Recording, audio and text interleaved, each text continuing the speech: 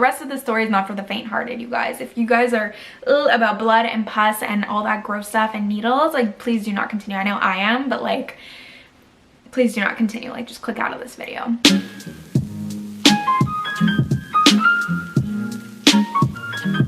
Hey friends, and welcome back to my channel. I know it's been a little bit of a hot minute since the last time that I spoke to you guys. I have my cup of coffee here as per usual. It is fall season, you guys. I know it's mid-September, so I feel like it's not too soon to start getting into the whole fall vibe. Yes, I'm another basic girl who is obsessed with fall. Predictable, I know. I wanted to just hop on here and apologize that I have not been uploading as consistently. I've been prioritizing other projects that I've been working on. If you guys are not aware, I have a workshop coming up this week. Actually, I don't even know if this video is going to be up before my workshop happens, but I have a social media workshop coming up this week that I've been working hard on, and I've also just been prioritizing client work for my agency as well as Instagram. So if you guys don't follow me already on Instagram, you guys should. It's at Alicia Wade. If you guys want to follow me there, I'm a lot more active. For today's video, I wanted to do my first story time. I don't even know why I never shared this story before. It's a good one. It's a traumatizing one, and it's a sign. Like, if you've clicked on this video and you don't follow me, take this as a sign from the universe that you should not go get that next piercing that you were thinking about. As you guys might know or not, I'm gonna like zoom in real quick. I have my septum piercing. I have a nose piercing here. On this ear, I have like a lot of cartilage piercings, like all the way kind of down the lot. And then on this side, I have only 2 piercings. And I don't know if you guys can tell from this ear, but this one's a little bit deformed looking. And it only has 2 piercings, as you guys can see. That was not always the case for this ear. So we're gonna rewind back to, I would say, four years ago. Yeah, I think like 4 or 5 years ago this is when this happened. So I was always very impulsive with my piercings. It was not something that I planned. Really, it was like there'd be a promo, or I would just be next to a piercing shop, or one day I would wake up and I would just be like, I'm getting a piercing today. That's usually like how I got my piercings. When I have an idea in my head, I'm very impulsive. So with piercings, that was kind of how like it was like a fun way for me to play with my impulsiveness. So I woke up just like any other day. I was not feeling like particularly like getting a piercing that day. It was not something that was planned, but my sister, she was going to pick up like a piece of jewelry at one of the local piercing shops here in Montreal, and I went with her just to like look around. I really liked the store, so just started to like browse, see if there was some jewelry that I wanted to pick up. And they have like ear models, kind of like figures in the stores. So basically it's like there's like a sculpture of like an ear, and it's basically for them to demonstrate like the different piercings that they have. And on one of them they had a conch piercing. So I'm gonna insert a photo here of what a conch piercing looks like. And I never actually took myself as someone who would like want to get that piercing, but with the hoop, I thought it was so pretty. I was like, oh my goodness, this is my next piercing, this is what I want. And the impulsiveness just, you know, it attacked, it came in. And so I decided to get my conch piercing then and there while we were there. So I asked how much it was, and it was like about like $100. And I literally went into the back room and they pierced my ear, and I wanted to get this ear pierced because this one, as you guys can see, was like kind of full. At this point, I had my rook pierced on this ear and the 2 piercings that you guys see here. So I'm going to insert pictures in case you guys are not aware of the names of piercings. So I had my rook pierced, as you guys can see here. I knew that I was going to be flying to New York City a few days later. I asked them, like, is it okay to be like flying after getting a piercing done? They were like, it should be no problem. So didn't think there was anything wrong there. So like I said, I got the piercing. I did not get the hoop because in order for the piercing to heal better, you need to get a stud first. So this is basically what my ear looked like after getting the piercing. Even though it wasn't the hoop, I was still really into the look. I absolutely loved it. I thought like, okay, you know what? Like I'm actually really happy with how this turned out. This was such a good idea. A few days later, I went out to New York. I flew to New York and it was like July. It was like the peak of summer. So I was with one of my friends while I was there. We were going out. We were like going to museums, like trying to find AC anywhere that we could. My ear that I got pierced with the conch started to hurt a lot. It was like a burning sensation, which I was super used to. I thought like, okay, I'm just like, I've been sleeping on it. Like clearly I need to like clean it better, just take some better care of it. So I brought like all the cleaning solutions because they give you cleaning supplies to clean your ear after you get it pierced. I was doing that like every night. I was still in a lot of pain to a point where while I was still in New York with my friend, like I had to take Advil every single night to fall asleep. Like that's how bad the pain was.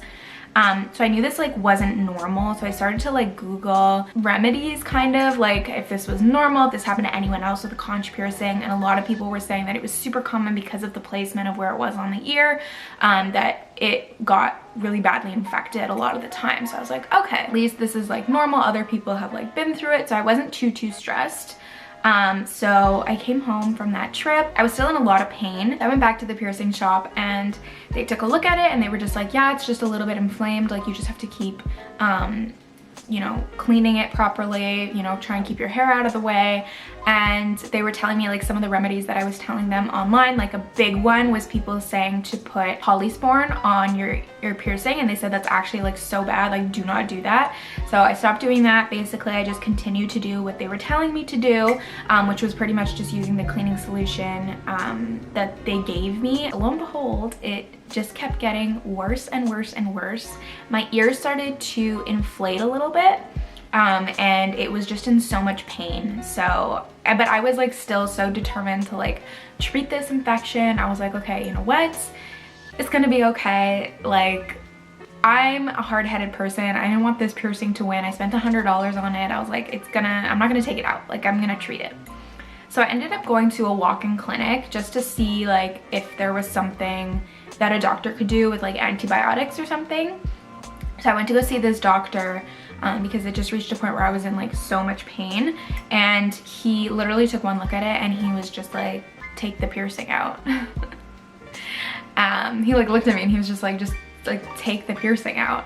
And I obviously looked at him and was like, okay, like is there anything else you can do? And he was like, no, just like take the piercing out, it's really infected. So basically I knew like if I was gonna take the piercing out, like the piercing was gonna shut. And I acknowledge at this point in the story that everything that's going to be happening after this scene that I've set for you is completely my fault. I should have listened to the doctor. I should have taken the piercing out the day he told me to, but I didn't. So at this point, I was just in so much pain, but I kept the earring in for a little bit longer, and it reached a point where I just went back to the piercing shop and I was like what the hell do I do? Like, look at this. And basically my ear was so inflamed at this point that like the piercing, you could barely see like the conch piercing. Like my skin started to overlap it. So they literally told me they were gonna have to rip the piercing out of my ear. And they were telling me that it was better for them to do it than for me to go to like emergency and for them to do it, because they were going to literally cut like the piercing apparently like in my ear at the hospital. I don't remember all the logistics, but just keep in mind at the time it seemed logical for me to stay at the piercing shop and for them to rip the piercing out of my ear. So that's exactly what I did. They completely ripped it out of my ear. I have a high pain tolerance. I have never in my life experienced pain like that to this day. Like just the thought of it, like I'm cringing. I'm traumatized from that pain that I had to go through to get that piercing out of my ear. The piercer just like, she like ripped it out of my ear. There was blood, there was pus, it was disgusting. But the piercing was out at this point, so I thought the worst was over. So at this point, like I said, I still had my rook piercing in, and then a few days after that they ripped the piercing out of my ear, I was heading to Paris with my sister for like 8 or 9 days. So at this point, like I said, I thought the worst was over. My ear was obviously still inflamed and in pain, but I thought like the swelling was gonna go down. So here I was in an airplane for another 7 hours. And it was an overnight flight, so I took Advil because I was just in so much pain, and luckily there weren't a lot of people on this flight, so I literally did get a whole row to myself so that I was able to like put my head down and like actually like lie down, and I was able to get some sleep. When we landed, I was just so drained, like I just felt so out of it. My ear was in so much pain, so we headed straight to the Airbnb, and instead of getting up and going to explore, I passed out for like 4 hours. And woke up, it was like 11 or I think it was like lunchtime in Paris, and I was just like, crap, like I just wasted a whole morning. But I needed the sleep clearly, so my sister let me, and then we went out and we started to explore. Throughout the trip, my ear got progressively worse, so it was in a lot of pain, but I kept numbing it. Like at this point I was like, I'm in Paris, there's nothing I can do. I literally was like taking Advil like 4 times a day. It was just like I was literally drugged on Advil that whole trip for the pain, and it did go down a lot when I took the Advil. Like it really did help. So that's like what I was just living on for that trip. Like I was just like, okay, I just need to like get home, and then I can deal with it when I get home. So at this point, this is what my ear was looking like. As you can see, it is not pretty. Because they ripped the piercing out of my ear, obviously there was the hole from like the piercing that went through the ear. So at this point, there was a huge scab in the back, and I kept picking it off because it was so itchy and uncomfortable.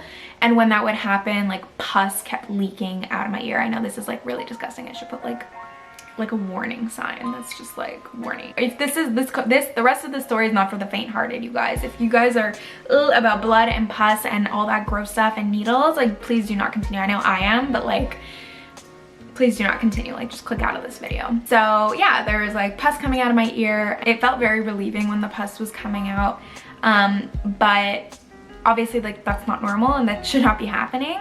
So by I think it was like the second to last day that we were in Paris, we met up with some of my dad's cousins who live in Versailles. So we went to the Chateau de Versailles, and you know, we walked around with them. We were in the gardens, and then we went for lunch with them at a little restaurant that's like right near the gardens. After lunch, we like walked out. I did pick the scab out of my ear after lunch when we started to walk towards their car in the parking lot. And literally in the middle of Versailles, my ear was leaking pus, and my sister just like screamed. She was like, ew. And then my dad's cousins, their names are Michelle and Danielle, just like walked over, and they're like looking at me, and they're like, what the hell is like happening? Anyway, so I had to explain to them like I got a piercing and like my ear blew up.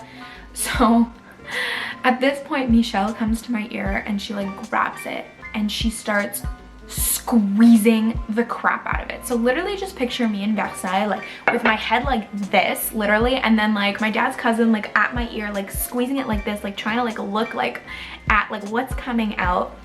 And then Danielle like looking on the other side, like observing. Then my sister over here who's just like, what is happening? And then picture me literally cramped up like this, screaming ow, ow, ow, ow, as loud as I possibly could in the middle of Versailles. Tourists and locals just like staring at like, what the hell is happening? What is this lady doing to this poor little girl? It was just a tragic scene. So after that happened, they were like, okay, we need to go to our pharmacy. They own a pharmacy that was like a 5-minute drive from where we were.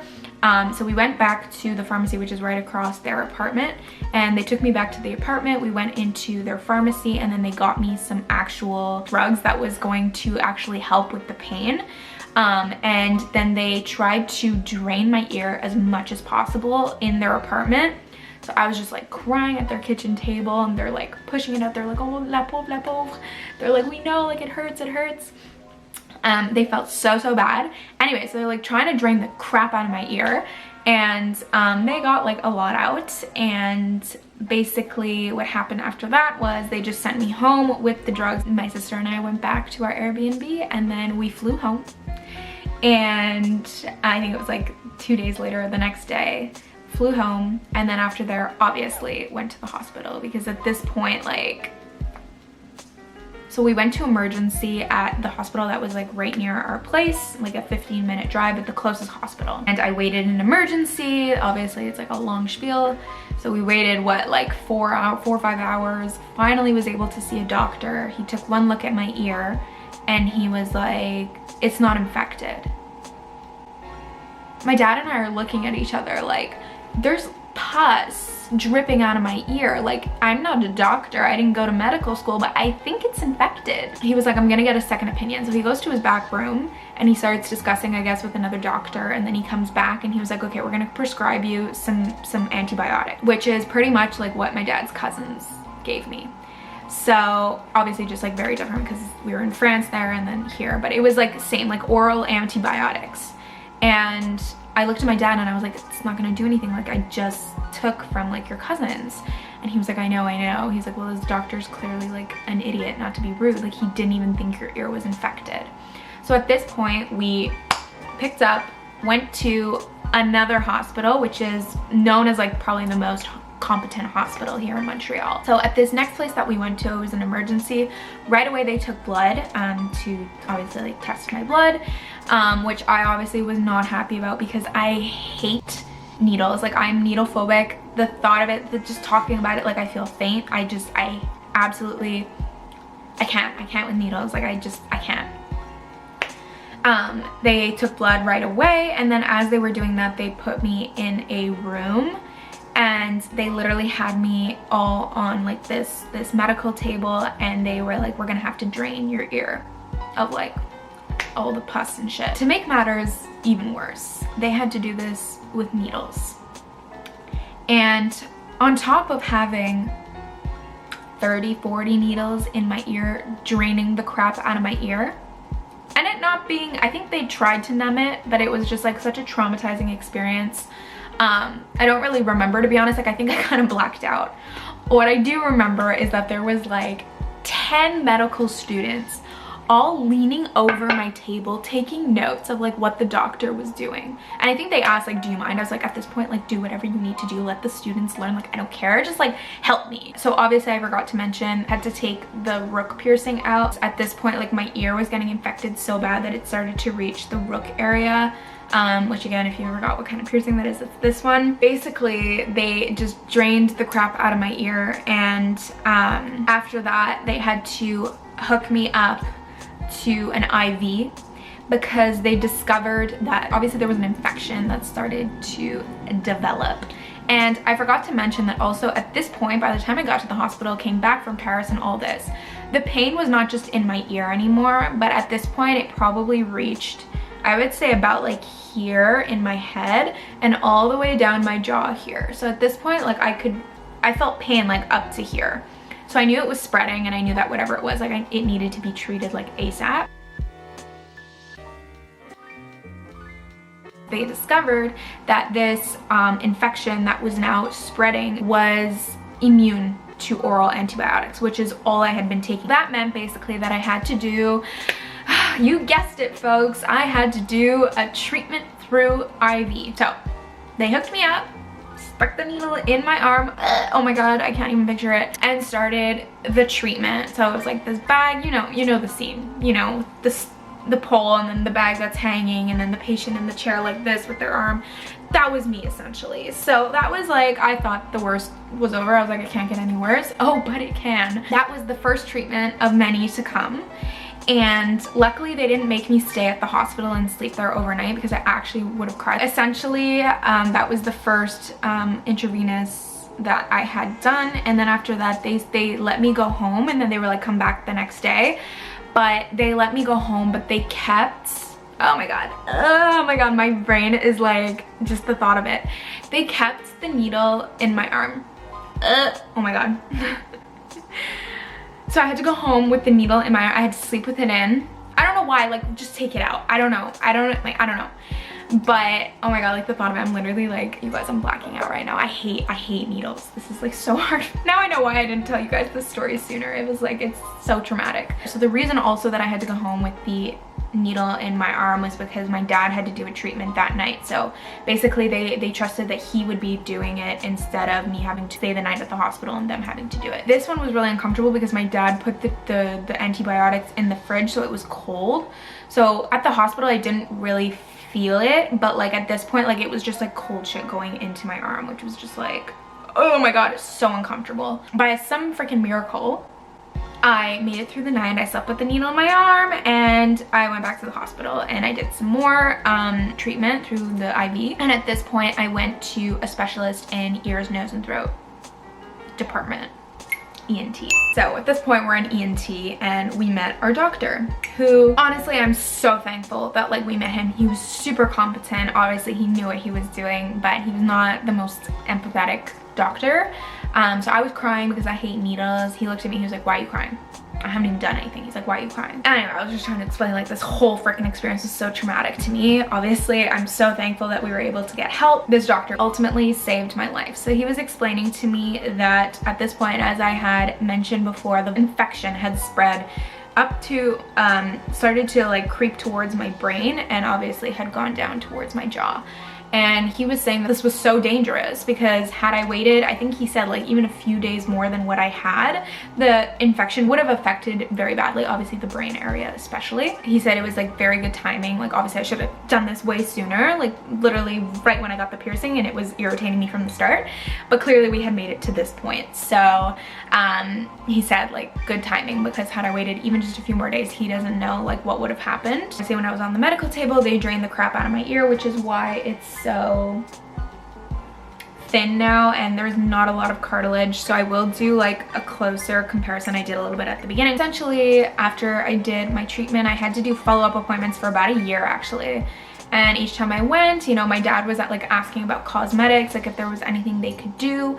But at this point, like they didn't have to chop my ear off, which is like, honestly, I know people are like, oh, you're so drunk. Like that was pretty much where we were headed. So like my doctor had said, if I had waited a few more days, like I probably would have lost my ear, to be truthful. I'm so thankful. Like every time I look at it and I'm like, it's ugly, like whatever. I'm honestly just so thankful that like I didn't lose my ear altogether, and that I still have it, I can still hear. Like honestly, they told me, like the doctor told me, I was so lucky with this whole experience that like nothing more than cosmetic stuff happened to me. Like I can still hear perfectly. I have honestly been completely traumatized. I have not set foot into another piercing shop since. You know, sometimes your cartilage, they get infected because of, you know, you're sleeping on it a lot or you're touching it a lot.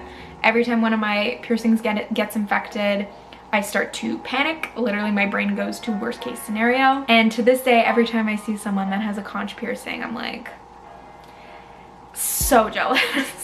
To this day, obviously, it does not look the same. I lost a lot of cartilage in my ear. It's super sensitive. Like if I'm lying on it for too long, obviously I have to get up because it's very like sensitive and thin.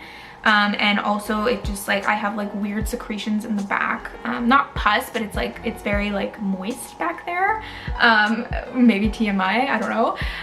But yeah, it's like very moist back there all the time. So anyway, that's just my personal experience, my horror experience of how I got a conch piercing gone wrong. So thank you guys so much for watching this video. Please give it a big thumbs up if you have not already. Let me know if you guys liked my first story time video. If you did, I will think of some more fun experiences that I've had in my life to share with you guys. If you're not subscribed already, please do hit that subscribe button down below and join our little fam that is growing. Thank you guys so much for watching, and remember, don't get piercings, kids.